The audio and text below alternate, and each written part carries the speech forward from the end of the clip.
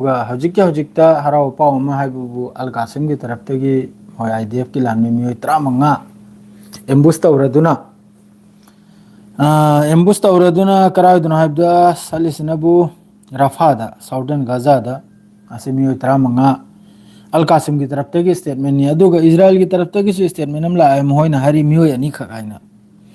मासी बिल्डिंग अमदनी collapse building फुट कोलैप्स तौबदा कोलैप्स ओइरगा मासी सीबई वाने अनि मखोइन हरई मखोइ मियोय अनि खग मादुगा सोमना बु अल कासिम की तरफ न बु मियोय 15 नि हारिसे अदो हजिक माद्रेदी सोशल मीडिया दा पाव खरम गथोई हजिक की सीरिया की STS की मोहई लीडर है जुलानी हाइब्रा आइसना हाइखरे IDF की सोल्जर हजिक IDF की सोल्जर सी इखोई गोलान हाइट की हेन चंगजना गाँव खरा चंगलबगी पाव माद्रे वीडियो खरसु वायरल हो लाए अदुदा हाइरिमनबु जो फंगफम IDF की लान में जो फंगफम कापुसिनी हारिसे मान ऑर्डर तौरिसे असी असेंब्रा सेंगब्रा दुरी खंगेको असी मैम माते तई माद्रेदी एक्स तसु माद्रेदी अममदसु असी की पावसे अदुम थेंगरे अदुगा लोइनना हिजबुल्लाह की मखोई हजिक लीडर ईरान लेरिबाहिना क्वेश्चन खर तौरई सवाल खर तौरई सीरिया के हजिक अनौब सरकार से हजिक सीरियाना अदुई मथक्ता अमका सीरिया मनुंग सिदा हमास की मखोई ट्रेनिंग सेंटर लोइन लेरमिने अदुगा सीरिया से ओइरगा हमास अमसुंग हिजबुल्लाह दा खुजु खुलाई से लोइन चलिमनि ईरान की तरफ तगी मतेंग तो मखैसे अदु नैम कासिमी सिना हजिक माना हंगलाई से नबुसिनी सीरिया से हजिक कनागी अगेंस्ट द लेपिमनो कनागी कनुम द लेपिमनो सिनी ना इजराइल की ओइरिब्रा ना होय सीरिया की हमास की फिलिस्तीन की ओइरिब्रा सिनी अदुगा हजिक हिजबुल्लाह अमसुंग हमास ता खुजु खुलाई से मतेंग तो बतारगदि सीरिया ना अपल बपीनिरा मादु अदुगुम्बा सवाल खर तौरे अमाई तरफ ते मादु सीरिया की तरफ तगी हजिक मादु की जवाब अमदा खरनि मांगदसु जवाब तुमान पीखरे हजिक अमका नौब जवाब अमन बुसिनी सीरिया से हजिक कनामतग लान तौननिंगदे सीरिया से हजिक मागी सेम सागत अदरैदी लैरिबा पब्लिक मखैसिबु फजना मसा मसा मफमदा ताहलखिबा अदुगुम्बा सेटलमेंट सेटअप तो बाइब दो अदुरा तारे अदु तौखिनी अदुगा हजिक सीरिया की दुश्मन ओरमिसी हिजबुल्लाह अमसुंग ईरान ने हाइखरे मादु अनिमक से हजिक लैत्रमनिना सिदा इजराइल ने चंगल एग लान तौबसिसु तौफम थोकते अदुगा अमक्का कनमद सोशल मीडिया दा पावमगा अमका संदोई ममिंग दि पंद्रगा सिदा अखोई की नेतन्याहु की कबर करा हलगने आइना सीरिया मनुंग सिदा यामने हेंजल दे ने अदु कुंबई वहाई खरम सु मखोय हाइनरी अदुरा हजिक मियोय 15 सि महोइन एम्बुस तौरगा गाजा दे अखोई की राफादा मासी कनुम तौबनी अल कासिम ब्रिगेड की तरफ तगी माद्रेदी अमक्का अल कुद्दुसना मखोई की मिलिट्री कनुमदा गाड़ी दा टारगेट तौरदुना माद्रेदी मखोई कमांड एंड कंट्रोल सेंटर माद्रे मखोई मिलिट्री गाड़ी असिने चिंगबदा मोर्टार स्ट्राइक मासेनबु सेंट्रल जबालिया कैम दा मासेसु कनुम की तरफ तगी अल कुद्दुस की तरफ तगी अदरेगी अदुगा लोइन नामको मरकाबा तेंग माद्रेदी मखोई की मिलिट्री व्हीकल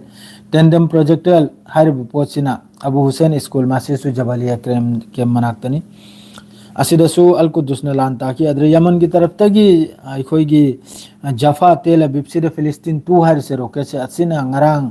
तेल अबीब से पूरा खोंगना लाउदना मी मखैजी चेंथोक चेंजिन तौदना वीडियो सु मैम लाई अदुगी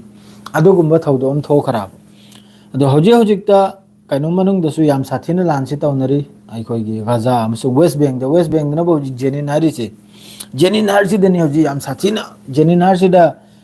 लेप नरे लोरे अखोई की नाकल रोय लेप नरे जेनिन दसु मखोई की जेनिन ब्रिगेड हाइन ले अदु खुजुगुलाई पाइदन लेप ले खुलम खुला द मोय दी वेस्ट बैंक सिददी अखोई की कइनोम से तौंदमनिना अदुम फोंगना खुलाई पाइ मै से अदुम फोंगना ले याबो अदर IDF की सोसुम फोंगना ले रे अदु कापना खरम सु यावरे माद्रेदी कइनोम तौसु लेपना सु यावरे अदुम तौदना हजिक जेनिन सिदे यामना हजिक सीरियस आइदु यामना कइनोम नाबा अदरेदी सोमदना बु वेस्ट बैंक गाजा असिदनी हजिक अल कुद्दुस अल कासिम अदर अदुई मथक्तसु सोमदा अखोई की मसर अमसुंग माद्रेदी कतर सिना याम थुन सिसफेयर सु ओहिलबगी अदुम सु होतनरी अदो इन वीडियो से अम सेम गाइन तौरपने अदो अदुम लाइव से इन सेमजलकले खंगिब्रन अदो क्वेश्चन आंसर दुदे मयाम की मेसेज दुदे सिदा हांगद्रे अनलिस्ट थम्मेगा तौरे मादो होरेल करेगा जो ड्यूटी मतमनिना दो वीडियो से मे सेमजलमनि अदो हजिकता लानसी हजिकता मयाम ना हाइरिदी लानसी सीरिया अमसुंग इजराइल ताखबगी मौम लाए करेगा अब्दी हजिकसु इजराइल ने एयर स्ट्राइक से तोक्त्री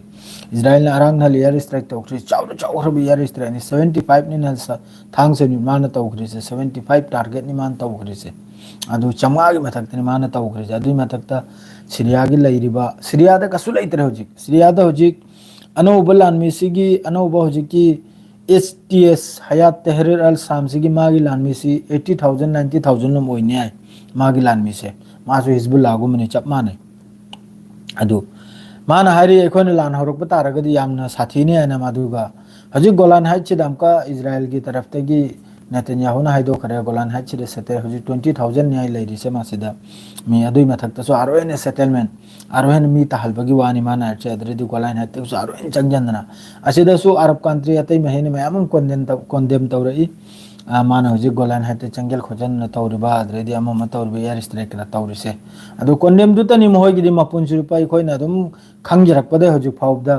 कनामतना फिलिस्तीन अमसुंग गाजा की मरमदा फजन लेप हेबसी अखोइ नै फाउ उद्री अदुम चेन चांगना अदुम कोंडेम तौरगा अदुम लैरिमनि अदु हयम बाउ सुम लैगदौरिमनि अदु अमक नत्रा मक्ति सोयदमक्की माइ पाकनी इंशाअल्लाह असिभाव खक्तनी अदु मियोय 35 से अल कासिम की तरफ तगिनी मोहय की तरफ तैने मियोय तन अनि खक्तनी हरे से मदु